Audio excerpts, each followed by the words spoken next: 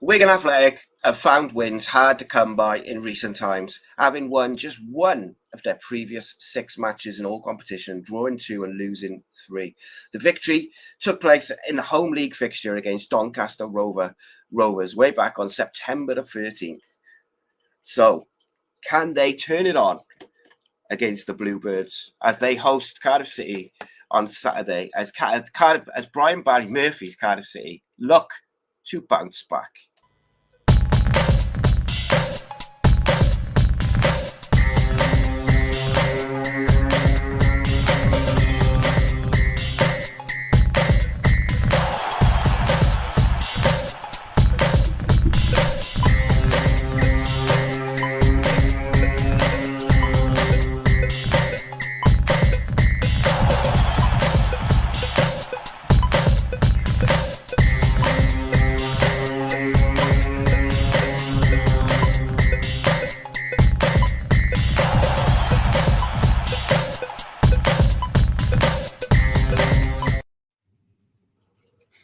Yes, guys, I'm Si. Welcome to Cardiff City World. Welcome back to the channel, and welcome back to me. I'm back for the first time in a week, pretty much. And yes, all is right with the world now. It's just back. I'm live on the internet talking about Cardiff City, so it feels good. And back with my good friends, Ace Podcast Nation commercial manager, Mr. Aaron Anderson. How are you, mate? I'm very well, Simon. Happy Friday. It's great to have you back as well. How are you feeling? Oh, mate, still terrible. It's unreal, honestly. I woke up Saturday morning after the event and I just couldn't speak at all. But I felt all right. I just had no voice. So I kind of just put it down to my missus had been ill and I'd done a lot of talking. Went to the football, got absolutely soaked. And then, yeah, it just went downhill from then. I literally, from Sunday to today, even today, like I just slept like all the time. Just got up, done a couple of things, gone back to bed. Even today or yesterday, I got up, did the thing for TalkSport, did a few bits and pieces, and then just slept all afternoon, planning to only lay down for like 20 minutes. And then today, same thing. Just did my Dragon Sports preview, did some other bits and pieces, and said, I'm going to go and lay down for 20 minutes. And like 3 hours later, but I've just been hot and cold, and yeah, there's loads of it around, mate. Everyone I speak to is ill, but it's the roughest I've been since I had COVID all the way back in lockdown. Like it was just knocked me for 6 and just haven't been able to shake it. But it's good enough. I can get out of bed now, so we're back to it, mate. And got a big week of content next week as well. I've got a lot of stuff coming out. Got some really interesting videos. I've got one on Ninian Park coming. I got one on Dylan Lawler and how he makes such a difference to a way Brian Barry Murphy's team plays.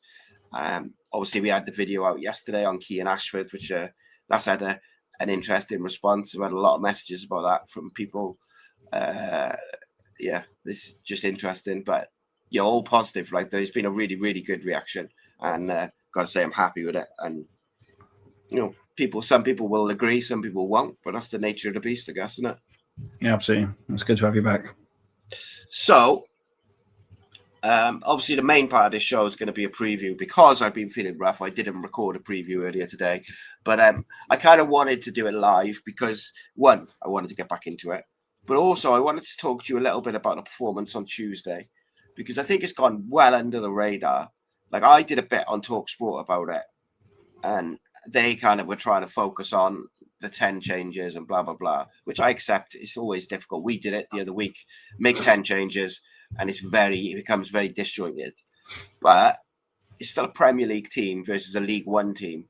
And like you listen to the radio the day after on Wednesday, and there was like, they literally said on Jim White's show, no upsets last night and all this sort of thing. And it was like, Jesus, like Cardiff, like, even the goal that Burnley scored came from a mistake. I thought Cardiff were utterly dominant in that game, and I thought it was an excellent response. I got the impression, mate, that the manager wanted the majority of the first team back out as soon as possible after the last couple of games, and that's why he went pretty strong. Like, what did you make of the team selection, the performance, everything? around. I absolutely agree with what you're saying. You know, I think the manager's still bedding in that squad, and you know, it takes a period of time, doesn't it, to get his ideas across. And I think, you know, after the Bradford game, which I can guarantee would have hurt Brian and the squad, it was about getting them back out there and proving to themselves as well as the fans they're actually a better team than that. And I think, you know, recent games Cardiff City have been quite slow off the mark, but Tuesday night they were at it. They looked hungry. You know, they did everything that was expected of them, and you know, we're in a position again where Cardiff City, you know, we were walking into a game where a lot of us expected to get a result there, you know, but then on merit, Burnley are a very good team, irrelevant to the number of changes that there are. You know, they're in the Premier League for a certain reason, and 100 points last season. They're a very, very sort of good outfit, and we made them look piss poor, to be fair. And you know, that's a testament to the squad again and the players. But, you know, we can also consider the number of changes that they've had, but you know, you still look again at for our lineup and the number of appearances that our squad's had. Can't take that lightly. Yeah, 100%, mate. They spent 100 million in the summer. They had, you know, a lot of those players who play, and you know, they've come through big teams. Hannibal's come through United, Brozier's come through Chelsea, and others. They're good footballers, but just got outplayed, outbattled.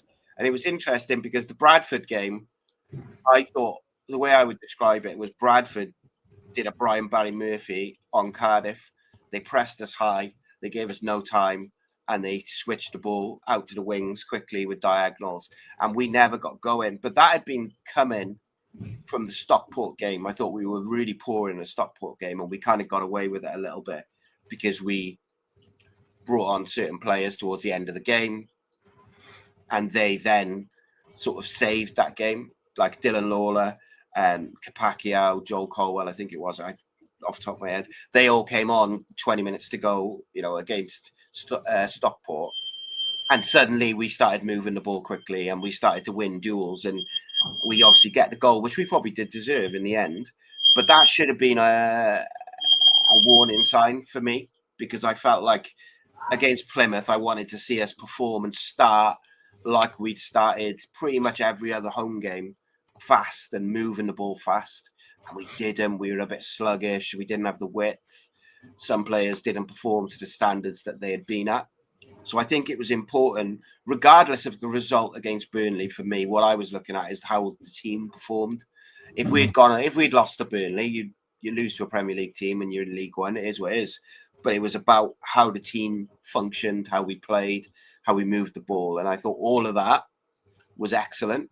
And I think individually there was some real bonuses. You know, Callum Chambers, in my opinion, probably put in his best performance as a centre-back for Cardiff. I thought Perry NG is coming along. Every game he's played, he's looked a little bit better. Callum Robinson's in one of his streaks, so he gets another goal. I thought Joel Colwell reminded us probably why I think in a lot of people's opinions he should have played against Bradford. He's a bit of a dual-winning monster, and he's just got the legs, haven't he? But we have a lot of selection options going into the weekend. But I wanted to have a look at Wigan first and foremost, mate. They are literally the epitome of inconsistent. But that's usually when teams come up against Cardiff is when they suddenly find their form and they find their consistency. Is this a fixture that you're looking at which could be a bit of a stumbling block?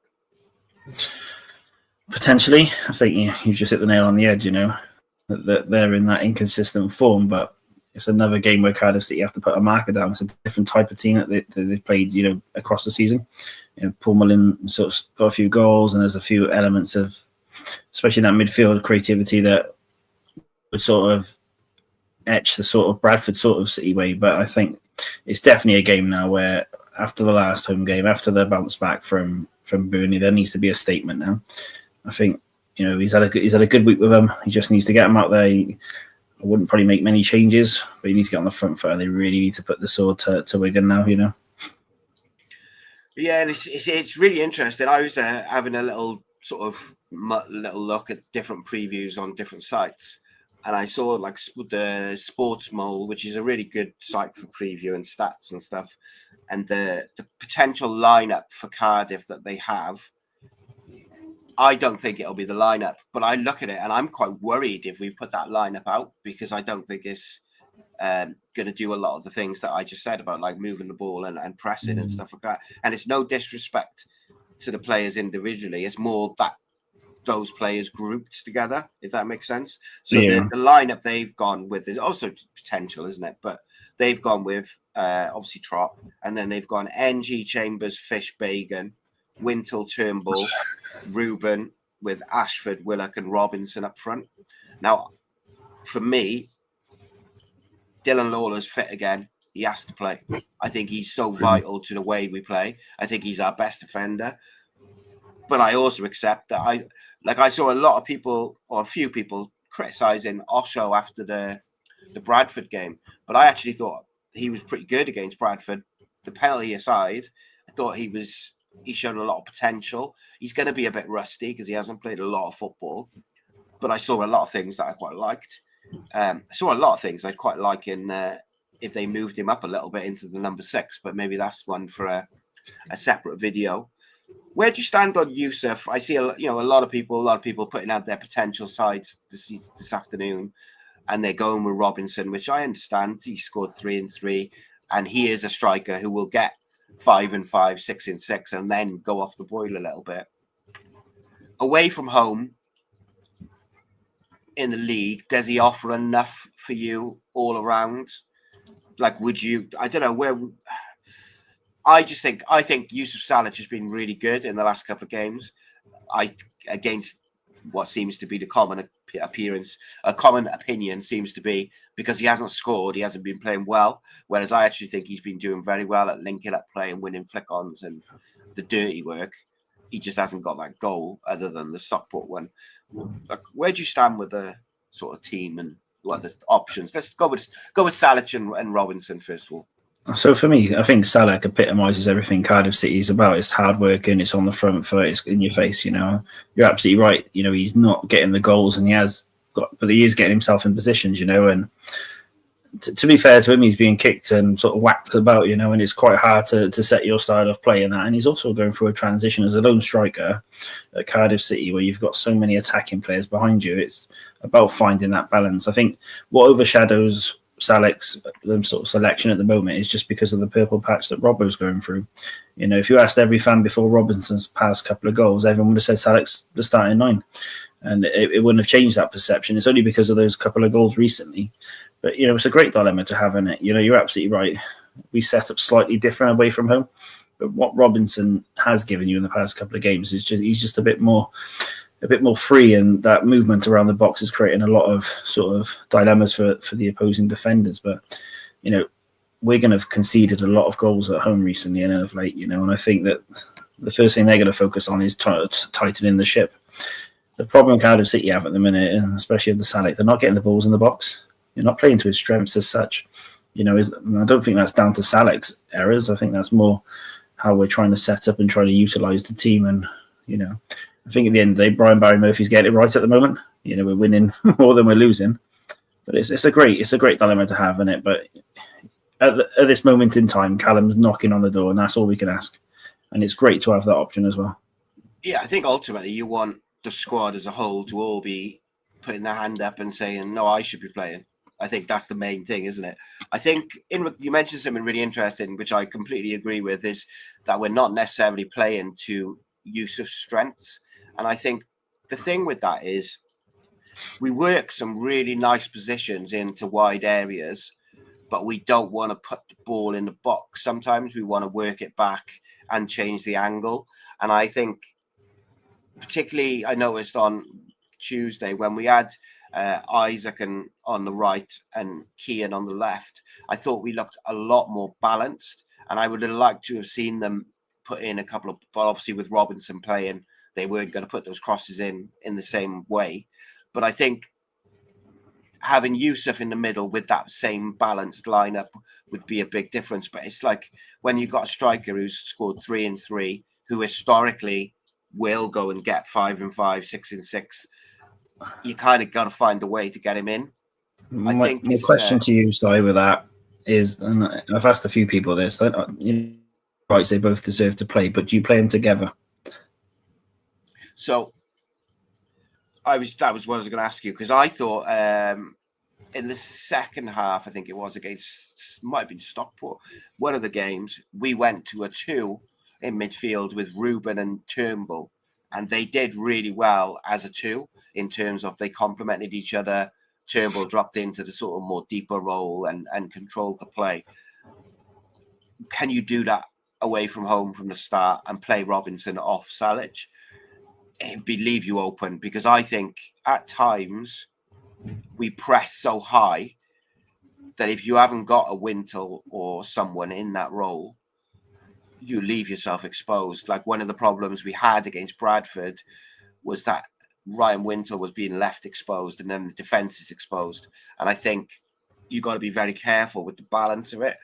I thought on Tuesday the balance was perfect. But it's a question, isn't it? Because you got to try and get Robinson in there. I don't think you want to play him wide. I think that's a waste for him and a waste for the team. So he either plays instead of Salic or with him.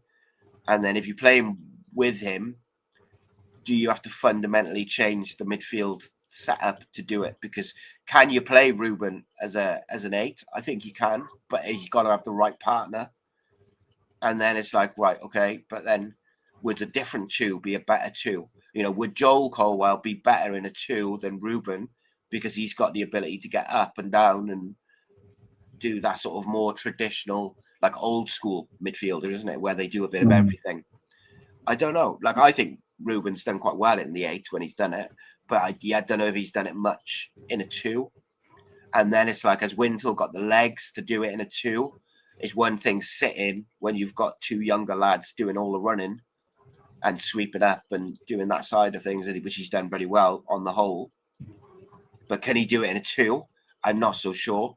So again, and you haven't got an Eli King, so could you go with the Colwell brothers as a 2? I mean, that would be ambitious, I got to say. But I think both have the skill set to technically do it. You know, on paper, you know, they've Joel's played as a 6, Ruben's played as an 8. They know each other inside and out.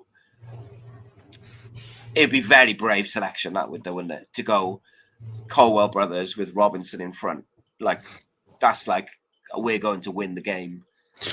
Absolutely. And you also obviously got to remember that Brian's philosophy of football is to keep the ball, retain it, possession patterns of play. You know, you lose that element of control in midfield because that extra man is that. Yeah, of course. So it would mean the gaffer actually chasing it and changing his, you know, implementation of style. It's great to have an option in it, and that's what it's all about. The options at Cardiff City you have at the disposal are quite scary at the moment, but it's a great dilemma to be in. 100%, mate. And ultimately, I think as well is, I think he quite likes David Turnbull away from home to control the tempo of the game. However, I understand that. I do get it completely. But I'm starting to get to the point where, for me, Joel Colwell's got to play. Like, I'm almost at that point now where he's got to play. Same as, like, to me, whatever system you play, whoever plays elsewhere, Ruben plays, right? That's for me. If everyone's fit, Trott plays, Lola plays, Ruben plays, and then depending on form and stuff like that, I can make an argument for others. But those 3 would always play for me. They'd always be in the starting 11 for me. Now, what's interesting with that is, if Joel becomes one of those that always is going to start if fit, it only leaves one midfield spot. Now, do you do what they did last season, where at our best period last season was when we had, I think it was Turnbull, Robinson and Ruben, which is quite an attacking midfield, I think, with Turnbull as the sort of deeper of the 3. So do you maybe see something like that?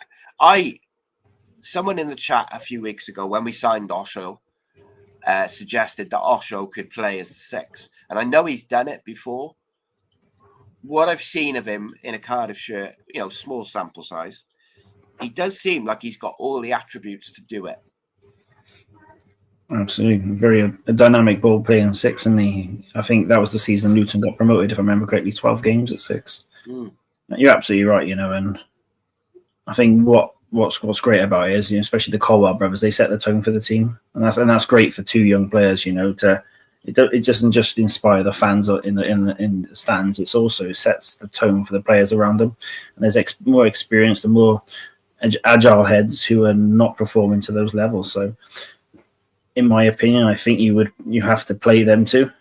I get what you're saying about sort of how Brian sort of wants to control games, but I think Osho, for all his defensive frailties last week, his ability to carry that ball and find a nice pass, I think, was great. And, on form, is he better than any of the two centre halves we've got? No.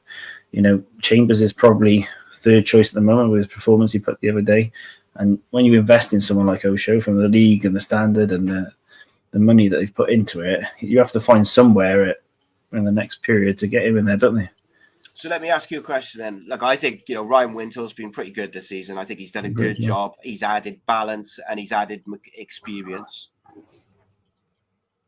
If you was to switch him out for Osho in the starting 11, what does Osho give you that Wintel doesn't?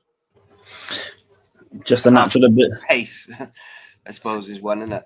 I think the other side of it would probably be a natural ability for someone to sit in at centre half because Dylan Lawler and Fish both like to bring the ball out. They like to create those diagonals.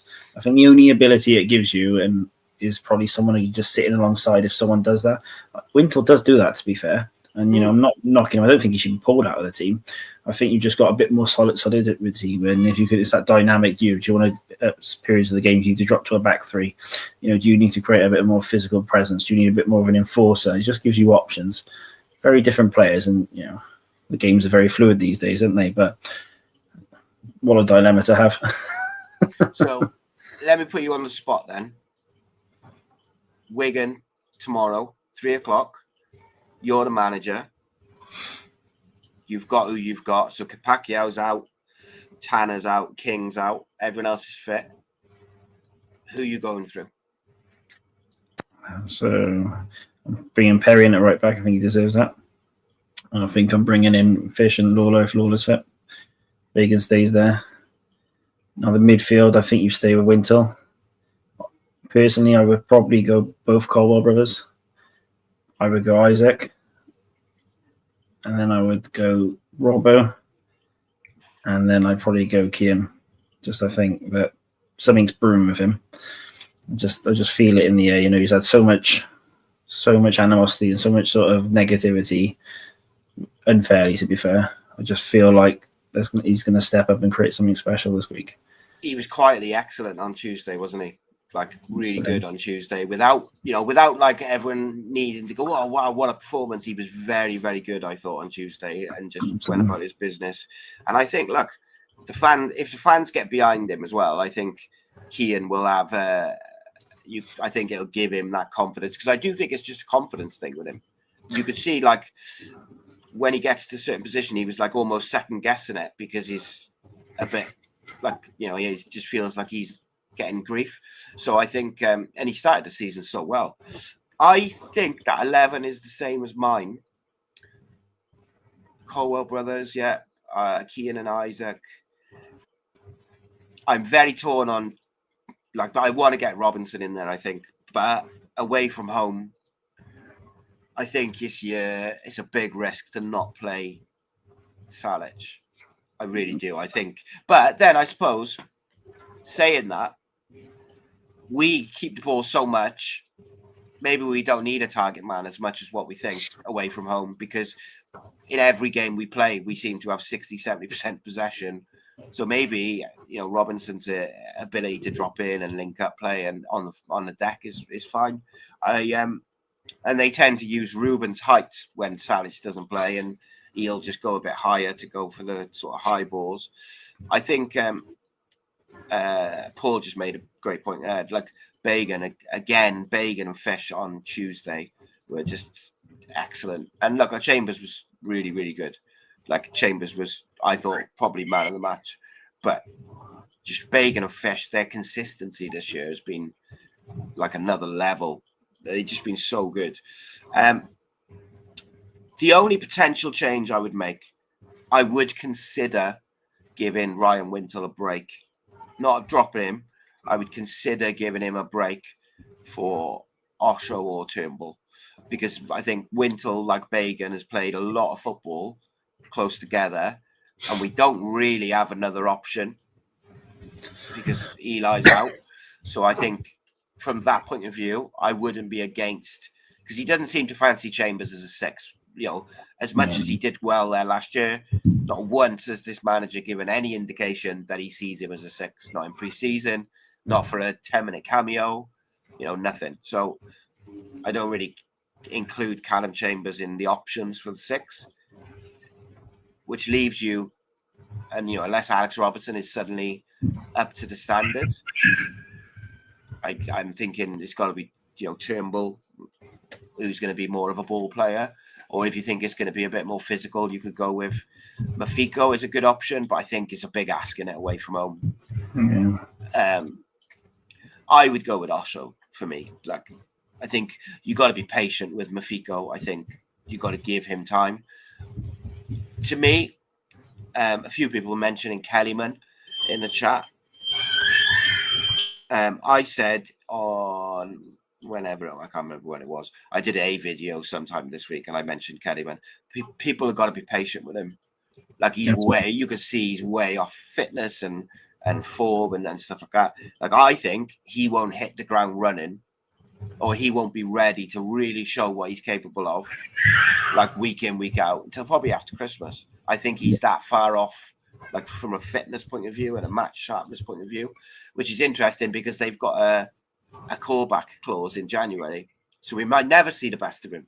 But I don't think they'll call him back, because I just think it's not nothing on him. He's had a surgery and hasn't played for a year, and it's going to take him time. But he's also adjusting to the physicality side of it as well. What have you made of Kellyman so far? Like how do you see it? I'm impressed. Obviously, it's only spells. I think that clause has probably been inserted because Cardiff City have had a reputation of sometimes not playing loan players. And I think it's probably done to protect Chelsea as well as Cardiff City. But he's a very interesting player because he's more of a technical player. He hasn't got that sort of out and out pace as such as the other wingers we have, but he's got that little bit of a spark, a bit of creativity. He likes to put in a little trick. He gets fans off the feet. I'd just like to see him probably play a little bit more central. I know it's going from YouTube videos and feedback from sort of coaches we know, but he tends to do all his sort of better stuff in and around the sort of box. But at Cardiff City, he tends to be more pulled out to the right. So I guess the problem is with it is Ruben's like Mr. Cardiff City at the moment, and he's the focal point of the way that the manager's set up, so it makes it difficult. What I would like to see is I'd like to see him perhaps put him on the left and do what Willock did when Willock had that little purple patch for a few games, which hopefully will continue, but he was off it last week. Is I would like to see what Willock did, what was doing, he was interchanging with Ruben. So Ruben was going out onto the left to find space and Willock was drifting into the 10. And I'd kind of like to see Kellyman do that a little bit with Ruben. Yeah. But for whatever reason, Ruben tends to do that with whoever's playing on the left, not the right. I think it's because Joel tends to make the runs on the right, if that makes sense. But I think he's shown glimpses, Kellyman. You just got to be patient with him. Like, I think anybody who was expecting him to just go boom and be up to the level physically and form wise is probably kidding themselves. But there's a lot of pressure on his young man at the end of the day, and he went for a big transfer fee, irrelevant of how the transfer fee was done for FFP reasons. It's still a lot of pressure for a young man. Yeah, of course it is, and he's a big boy, mind as well. Especially when you see him up close, he's like massive. I wouldn't be shocked to see him play as a 9 for us at some point, even if it's just 10 minutes here and there. Where do you stand with Mafiko? Like, can you see him getting any league minutes or a league start this side of Christmas, where Willock needs where Wintle needs a break and stuff like that, or they want to rotate? Or do you think for the time being he's going to have to sort of be happy with cup performances and the odd cameo off the bench? I think Brian's managing him very well, isn't he? And I don't see him starting in league in the league just yet. I think he's going to be. You can see he's a quality player in the making, but I don't think he's there yet. And I think especially with the sort of personality that Mafika has, he's the sort of player you need to sort of look after and sort of guide him through. You can see with the early substitution in that game and the couple of moments here and there. I think there's a confidence player there, and I think you need to work on that and build from the foundation. I think if you were to chuck him in now, it would probably overrule him in the sense of just, it's great to be on the bench and be around that first team squad, but if you chucked in a league game with the pressure that Cardiff City are under to achieve promotion, I think it would be unfair on him. And, the cup games are great, that they give him an opportunity to sort of grow into the role, grow into what the manager wants, and potentially, at January, then look at the option potentially of a loan, Yeah, I think for me, one of the things that I think he's going to have to get used to is he's quite small, but that doesn't necessarily mean or have to be a problem for him as a 6. I think he can use his low center of gravity, and he can use his reading of the game, and he can use his size to his advantage. However, I think that takes time to get used to and to learn. And I actually think that Brian Barry Murphy is probably the perfect manager to help him learn that. Yeah. I guess my worry would be, obviously in the cup on Tuesday, we played a pretty much first team squad, didn't we? There was no 21s in there. No, Mafiko didn't get a start. Now I'm sure he'll get a start against Newport, but I suppose that's his opportunity at the end of the day, is when he does play in the EFL Trophy or the EFL Cup, is if he turns up, right, and he puts in a performance that is so good, the manager, that's what you've got to do, I guess, whether you're Mafiko or whether you're Robinson or Robertson, is you make yourself undeniable. Yeah, you've got to just be so good in whenever you do play or whenever you train that the manager has no option but to pick you. Which takes me in nicely to Dan's question. What's happening with Alex Robertson? Well, I think you've just hit the nail on the head there, haven't you? Brian only picks players who are there on form and merit, and he's clearly not performing on the training pitch to the level that he's required to. And what I love about what Brian's doing is Brian's not shirking back from it. He's not slagging the player off. He's not overly criticising. He's just saying what the player needs to do to earn a place back in the squad. And, you've just spoke about the 6s and the 8s that we've got in our team. You've also got some of the youngsters that are getting themselves on the sort of bench. So what is Alex doing then? Because the only person that can change that is himself. Managers will have opinions, and he has that ability in the sense he's a very good player. And he's also worked with Brian before, so he knows Brian's expectations. And he knows the league well. He's come back from an injury, but this should be the time now where he should bust in the gut to be able to force his way back into that team. But for some reason, he's just, whether that's a failed transfer, whether that's a turning of head of an agent, something's definitely going on in the background, isn't it? Yeah, I think, look, and this is purely my opinion, okay? I think from the outside looking in, maybe he thought he was going to be going in the summer, and then he's obviously got an injury. He's come back. He's a bit frustrated, whatever. I know he had a bit of a, what's it called, a breakdown when he was coming back from, not breakdown, what's the word? I can't think. When he was coming back from his injury, he had a bit of a hiccup coming back, so it was delayed, and I'm sure that's frustrating. He looked all right in pre-season. When he did play, he looked pretty good. He looked like you were like, oh, this is going to suit him and Ruben playing in this football, and I do think that is the case, and I tend to agree with what Dan has said there. He says he wouldn't be shocked if Robertson's in the squad tomorrow. Maybe the manager's presser is to spark a reaction, but I mean, it depends how he's trained all week, doesn't it? And just on that, takes me back to the criticism of Kean Ashford. The fact that the manager keeps picking him week in, week out, even when he had that 1 or 2 games where he wasn't as good, he's still picking him, which tells you exactly what Kean Ashford does in training every single day. He hits the standards that the manager expects. He's got the quality that the manager wants, so he plays. And I think people need to sometimes zoom out a little bit. You can focus every player gives the ball away or has a heavy touch or makes a bad decision in a 90 minutes of football. Everybody does. But depending on where you are on the pitch, depending on what position you play, will depend on if that decision or that moment is really highlighted or whether you get away with it. So, for instance, if a keeper makes a mistake like Nathan Trott did on Tuesday, it results in a goal. Good finish, but it's still a goal. If a midfielder maybe gives the ball away on the wing somewhere, probably not going to matter too much if you're lucky. If a striker misses a chance or doesn't play the right ball or something, it gets zoomed in on more. And I think people need to look at the overall contribution, the overall attitude, and the overall work rate of the player before they look at individual technical mistakes or decisions. And for me, Keane Ashford has started the season so well for people to then behave the way they did over what was effectively 1.5 games that he wasn't up to the standard that he had set, by the way, is mad to me, like one of our own and stuff. So that was why I felt the need to rant about it for 30 minutes, but there we go. And I thought he was very, very good on Tuesday.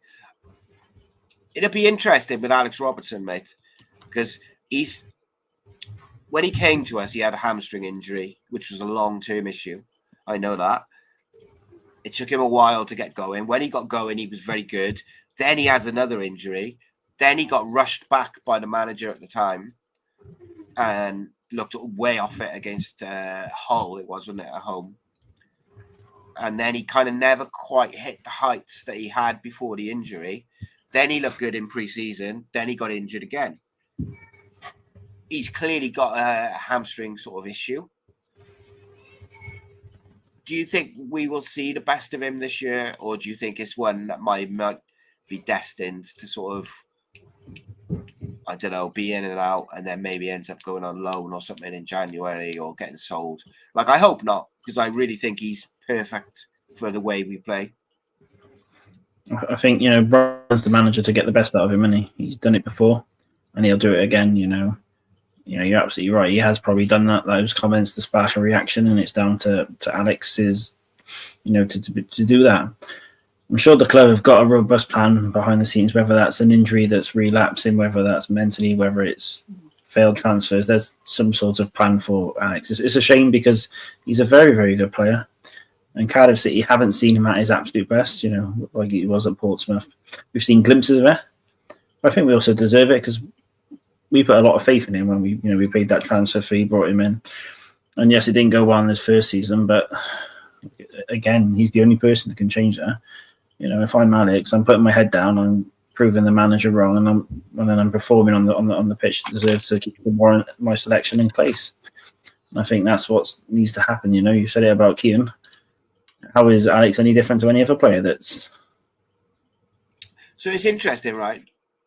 You said there about he had a bit of a disappointing season last year. So overall, like everybody did, because we got relegated. But I actually thought there was certain individuals last season who did all right, and some which came out with a bit of credit, and some which did all right. They didn't necessarily, let the fans down, let the team down. They did what they could do. I kind of thought he did all right. I don't think he was incredible. I thought he was very good for a period, and then he got injured. Keane Ashford, I thought, came out of last season with quite a lot of credit.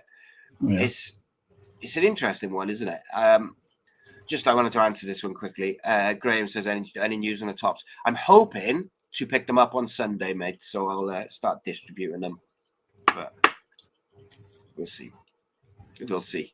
And he's had a long injury. When you've had a long injury, it's difficult, isn't it, to get to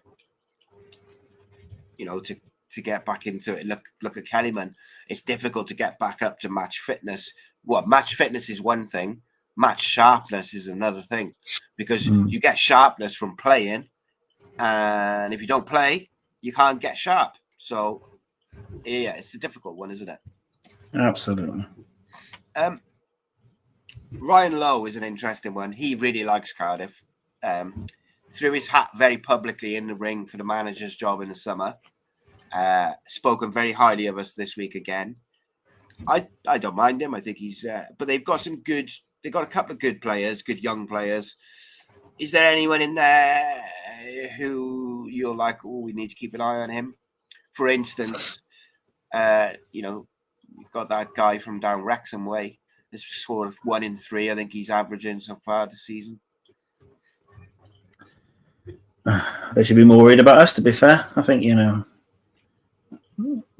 Paul Mullin is a decent striker on his day, when he has got goals wherever he's been. But I think, Dylan Lawler will have him in his pocket, and if he don't, fish wipes at the floor with him. But they're a very, very inconsistent team. They've got goals in and about, but I think what they like to do is they like to hit teams on the sort of counter, but they are leaking a lot of goals. And I think, the way that Cardiff City are playing, if they can get that ball into the final third, but what I would like to see slightly different is Cardiff just getting some shots on goal. Stop overplaying, stop this overcomplicating sometimes in the final third. And I think you'll probably find it might be a result that, to the scoreline today. So that's interesting, right? Because I don't think we haven't been shooting. Because if you look at it, we have a lot of shots blocked by defenders and stuff. I think we have an issue with overplaying and not putting the ball in the box. But if we get around the sort of edge of the box to in the box, we do shoot. As they often get closed down. And I think there's been a change in that since around the Wimbledon game. Because the Wimbledon game, I think it was, in particular, we seem to have a lot of sort of shooting chances and we didn't take them. I think since then we've been a bit more loose with the trigger, shall we say. But I agree with you, mate. We've got to put the ball in the box as well, like for the strikers or whatever. So Paul Mullin doesn't worry me if Dylan Lawler, Will Fish, Osho play, because I think they've all got too much pace and technical ability to be troubled by him, with the greatest respect. I'm a little bit more concerned if he's up against Callum Chambers, not because Callum Chambers is a terrible footballer, but just because he's half a yard slower, has got a mistake in him. And Paul Mullin is an experienced, tricky striker. And they've also got Sade as the other one as well, who's very good. Sadie, sorry. But yeah, I guess we'll see who starts, isn't it? Is the question, I suppose. Excuse me, sorry. Perry NG's done well, mate. That first game back in the side, he was a bit ropey. And then he's got better with each game for me. And I thought he was good again. You can see he's starting to understand what the manager wants from him. So in that first couple of games, he was, inverting a little bit, supporting the winger, but not going beyond the winger, because it's not really his natural game. But I noticed in the last 2, he's gone a lot more overlapping and going beyond the winger, which that just shows he's getting a better understanding of what the manager wants from him, I think, doesn't it? Yeah, and absolutely. What I like with Perry is he's renowned for his defensive element of the game, and where we've been under the pressure the past couple of games, he's tended to, very crucial, he's put his body on the line. He looks like he's enjoying the football, and he's looking, like the Perry of old, to be fair. You're absolutely right. He's starting to understand the way that Brian wants him, but he's also brought that element of his game that he was renowned for, and ultimately got him the player of the year. But I think there's still more to come from Perry, isn't there? I think match sharpness, a bit more consistency, and I think we've probably got the Perry of old. And then that's another dilemma, him and Capaccio. Yeah, I mean, Capaccio got injured at the wrong time for him, really, because I think most people felt that he was the solid first choice. And then obviously he picked up an injury, and then now Perry will get in some games and he'll get some form, and then he's got to force his way back in. So the competition in the squad is massive, mate. Even just to get in the match day squad, like you look at, Alex Robertson's missed out on the squad, let alone the 11 in the last couple of weeks. There's others as well. And I know the manager asked Naikahawa to stay in the summer, and he's not getting in the squad, every week. So it was one of those, isn't it? It's be interesting, mate. was I going to say? There was a comment somewhere. Sean Morrison tickets. I haven't checked, mate, to be honest, from a couple of days ago. But last I knew, there wasn't that many left. But I've been in bed, so I don't know. Is the honest answer. But they've been going well. I know that much. I can tell you that much at least. Aaron, what do you think the score will be tomorrow? I'm going for it. 3-0. The City, I think there's going to be goals. I think, yeah. It's all back on Brian Barry Murphy's train. HMS Pistol League. I think it's clicking. I think he's very clever and wily. He knows what his starting team. He knows what he likes to have on away from home, and goals are starting to come. And it's due. It's just due one of those moments where I think we're going to steamroll a team. Why not Wigan? Yeah, I agree, mate. I think so. I think the way Ryan Lowe is, he likes to play football, and I just think, mate, like honestly, that just plays into our hands. Like, if Wigan had a load of monsters and they were going to be really, really physical, I'd be concerned. But I just, I think they'll try and play football, which, in my opinion, and I said this earlier in the season, is why teams, when we go 1-0 up, teams struggle against us, because we'll happily keep the ball, we'll press, and we'll just carry on going and going and going. I'm going to go with 4-1. Okay. I think now that we've conceded from open play, that I think we'll concede now and again. So I think Sandy, what's his name? I can't remember his name. Sadie will score, and I think we'll win 4-1. I'm going for a Ruben Colwell brace tomorrow as well. Nice. I think I thought he looked sharp on Tuesday. So Keane will definitely get one, won't he? And Robinson will score as well, because he's on one of his streaks. So we'll answer some questions to finish off. Such a bad headache, man. What's your plans for the weekends then, Aaron, anyway? Busy bee. Some project stuff with the live event. Probably tomorrow. Sunday, the kids have got rugby and football. So, dad life. What about yourself? Try and have a day where I don't go to bed. But I think I got a lot to catch up on, so I'm probably gonna watch whatever the lunchtime game is, watch the Cardiff game, watch the evening game, and just have a day of catching up on stuff.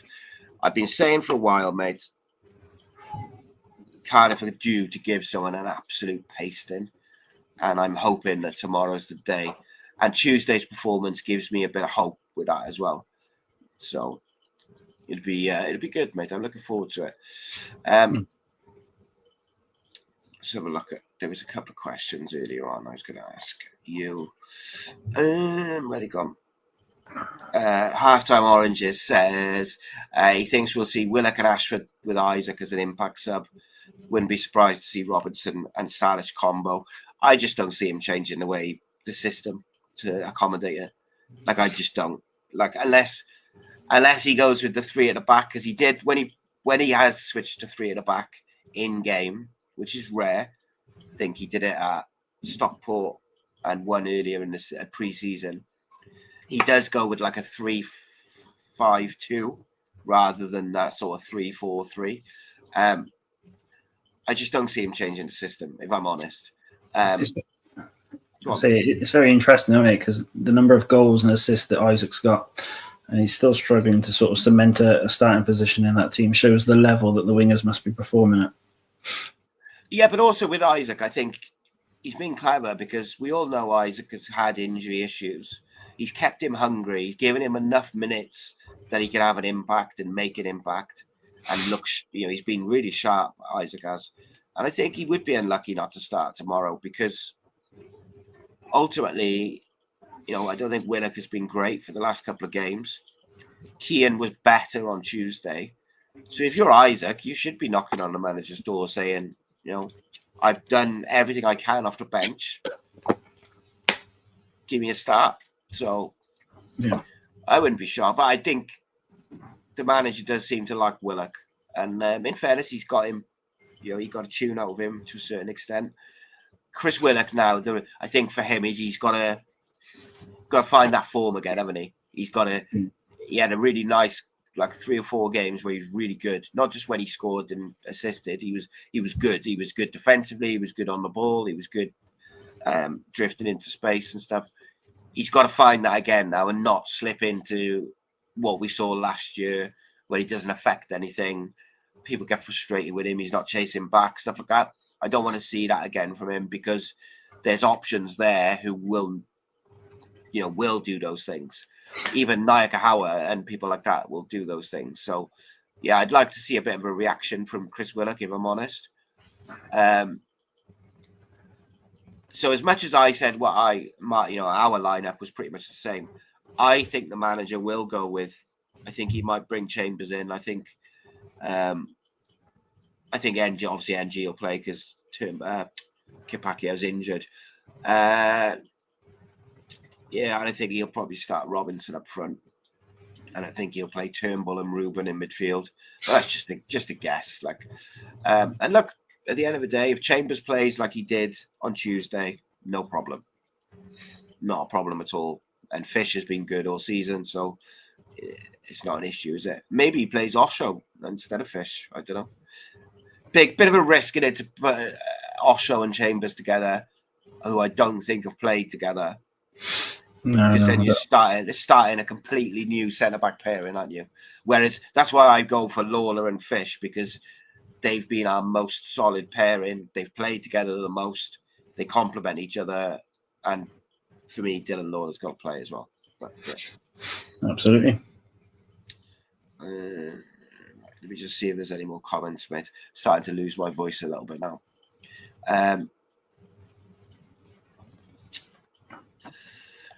Do you think Matthew Turner will get a game on Tuesday? Is it Tuesday in Newport? It is, isn't it? It's a Tuesday or Thursday. You'd seem to think so. He hasn't done himself any injustice with some of the performances he's put in.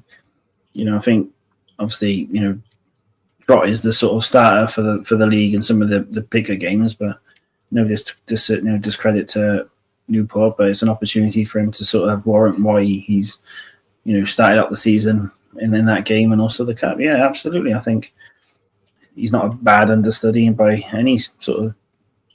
No, I think he's been good as well, hasn't he? Really. So we got Wigan Saturday, then we got Burton, then Leyton Orient, and then Newport. So it's not this week, but not this Tuesday, but the Tuesday after.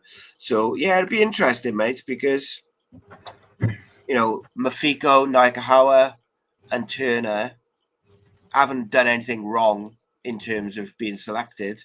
It's just that the people in front of them are very, very good. So, I believe they'll get their opportunity, and then they've got to take their opportunity then, haven't they, when those opportunities come. The Burton game is on Thursday, not Tuesday. That's going to be a ball. I think Joel Colwell, Anonymous says there, Anon says Joel Colwell has to start. We miss him so much when he's not starting. I agree, mate. I got to say. But it's on the manager, isn't it? The manager will pick who he wants to pick at the end of the day. What do you think of this? Graham says, anything happening with Jack Alnwick? Not being picked, is he? Things outside of football. Mm. Yeah. So, would you Sue says Lawler can come back in the midweek game.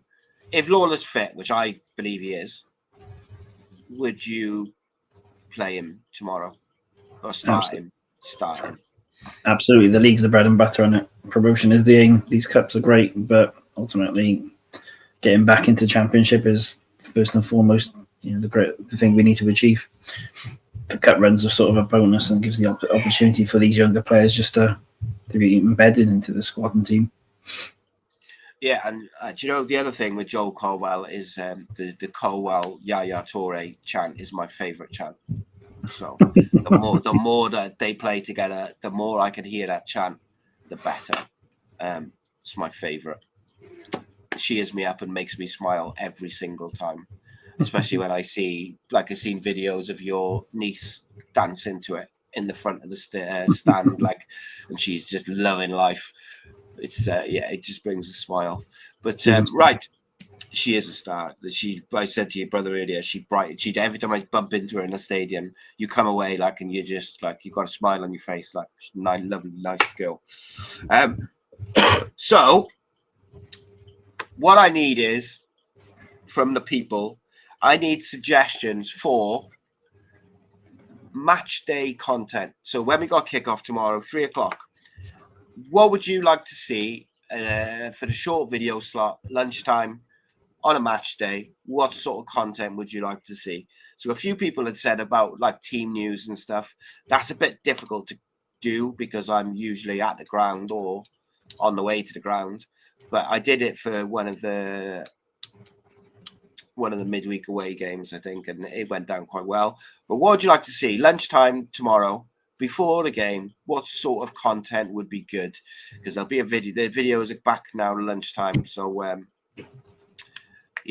got some real good ones. We got one on Dylan Lawler. We got one on Ninian Park. We got one on is this every game? Is it every game? Yeah, so more the Saturday 3:00ers. So can I provide a suggestion? Yeah, of course you can. Ones to watch, maybe one or two players you think. Very good, very good. You could do a duels thing, innit? Like Chambers versus Mullen or something, and have a look at that.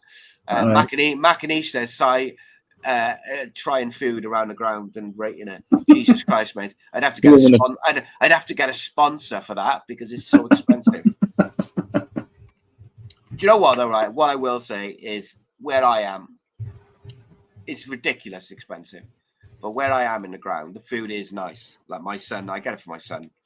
He has a waffle sometimes. And it is nice. It's nice food, but it's obscenely priced, I think is the word. It's everywhere. It's not just Cardiff. It's all football grounds. It's just ridiculous.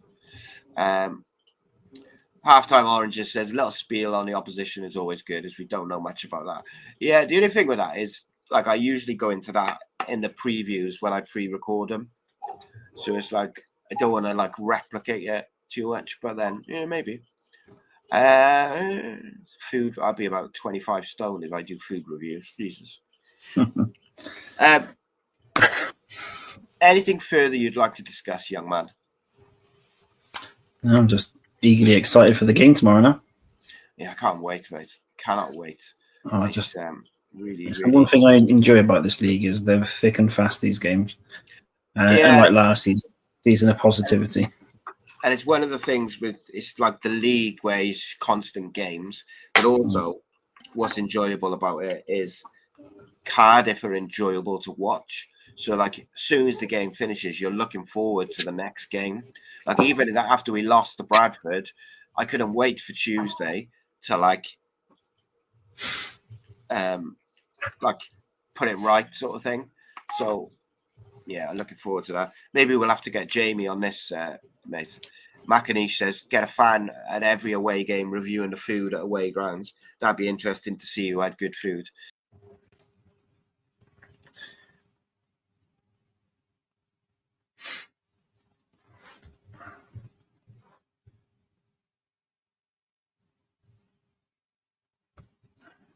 Yeah, I put my son's gaming mouse and I accidentally clicked the side button. So yeah, I'll have to speak to Jamie about that because he goes every away game. We can get Sienna to give a review.